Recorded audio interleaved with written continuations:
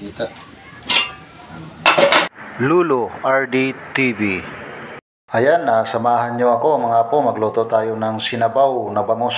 Ayan, oh. Wow. Kahit wala masyadong panakot, okay lang yan. Kahit malunggay lang yung gulay, okay na yan. Lumulutang-lutang na yung bangus. Sarap niyan mga po. Yan, lagyan natin ng asin. Pagkatapos, lagyan natin ng pampasim. Ayan. Yan, masarap yan. Tikman natin. Malasa. Parang lasang pwede na. Hindi lang pwede pang binta. Pasarili lamang yan. Ayan, ang malunggay. Nilagay ko na yung malunggay. Tapos, at yan, kumukulo-kulo na. Yan, pwede na, ready na. Ready nang kumain. Maglagay tayo ng kanin sa lamesa at si Mrs. din, tinulungan ako mag-ayos ng mga plato. Ayan. Ayan po, kailangan lang talaga sa buhay ay tulungan sa gawaing bahay. Ayan. Pag wala naman tayong ginagawa, di tulong-tulungan natin si Mrs. Ayan. At maraming salamat sa blessing na dumating.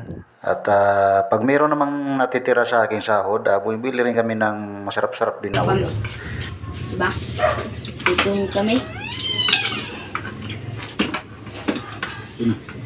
Ari ko ba? Sarap.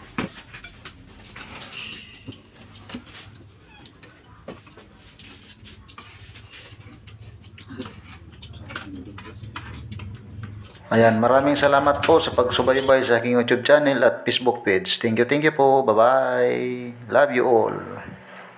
Patuloy lang po pagsuporta kay Lulu RD TV.